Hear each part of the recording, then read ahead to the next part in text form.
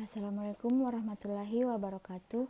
Nama saya Sofia Aulia Reskiana, NIM 18 TMA 351, kelas 3B, jurusan Teknik Manufaktur Industri Agro, Politeknik ATI Makassar.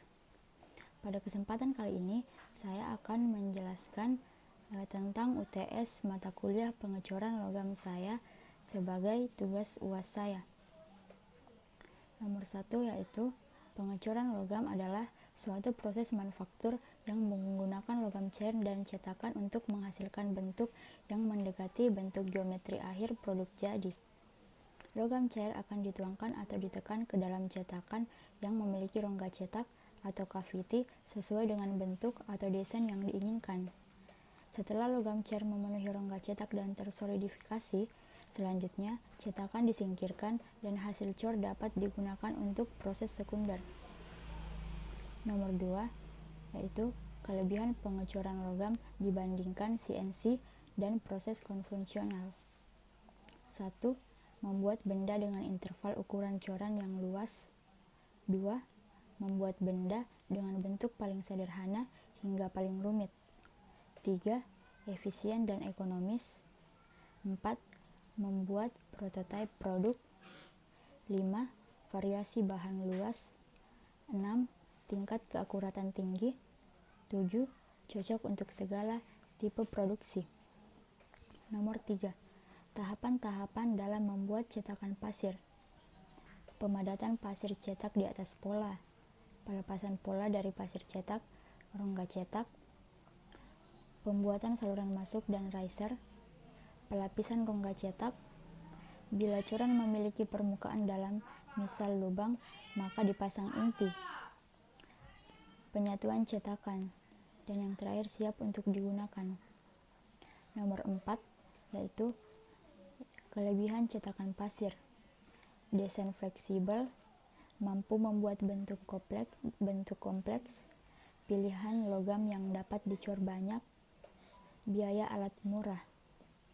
Kekurangan cetakan pasir yaitu kekuatan mekanis produk rendah, akurasi ukuran rendah, permukaan akhir produk buruk, cacat tidak bisa dihindari, memerlukan proses lanjutan seperti permesinan.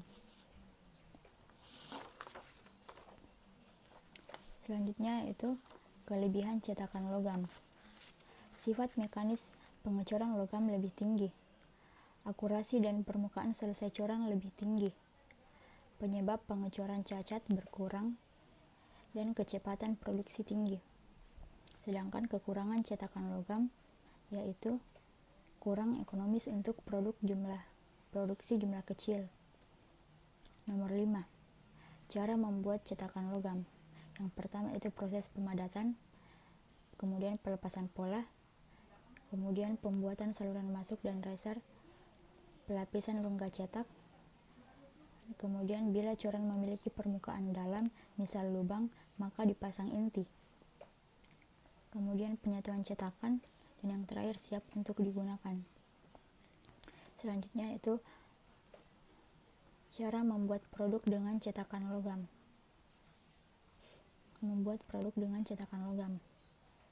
Yang pertama, siapkan cetakan logam yang akan digunakan. Sebelum cairan dituangkan, yang dilakukan adalah memanaskan cetakan sampai suhu sekitar 100 derajat Celcius. Hal ini dibutuhkan agar saat penuangan, cairan dapat mengalir dengan baik sampai ke ujung cetakan. Selanjutnya itu, setelah cetakan panas, cairan kuningan kemudian dituang dengan tuan penuang. Selanjutnya, cairan dituang ke dalam cetakan sampai penuh dan ditunggu sampai dingin, yaitu sekitar 5 menit. Nomor 6. Yang dimaksud kop dan drag. Pada cetakan terdiri dari dua bagian, yaitu kop dan drag. Kop adalah setengah bagian atas dan drag adalah setengah bagian bawah. Cara penggunaannya yaitu drag disimpan bagian bawah, kemudian disusun atau di bagian atasnya disimpan kop yang kemudian kedua bingkai diikat oleh pin. Nomor 7. Dapur Dapur kupola digunakan pada peleburan besi tuang yang menyerupai sebuah dapur sumber kecil tapi tidak bisa bekerja terus-menerus. Dan untuk gambar bagian-bagiannya seperti pada gambar berikut ini.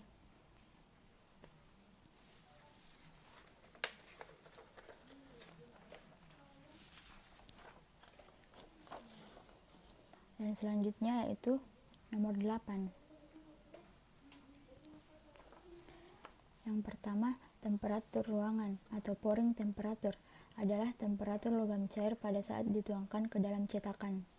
Kedua, laju penuangan atau pouring rate adalah volume logam yang dituangkan ke dalam cetakan dalam waktu tertentu. Ketiga, turbulensi dalam aliran cairan adalah kecepatan aliran cairan yang tidak menentu arah dan besar magnitudenya. Nomor 9. Cara pembuatan ball bearing. Pertama itu persiapkan bahan yang digunakan, yaitu stainless 440 Celcius. Pembentukan bahan dengan metode screw rolling agar berbentuk bola. Yang ketiga, proses soft grinding untuk memperhalus bagian permukaan. Keempat, proses heat treatment untuk memperoleh kekerasan. Kelima, proses hard grinding untuk menghilangkan kerak hitam. Terakhir yaitu proses slapping. Sekian yang dapat saya jelaskan. Apabila ada kekurangan mohon maaf. Assalamualaikum warahmatullahi wabarakatuh.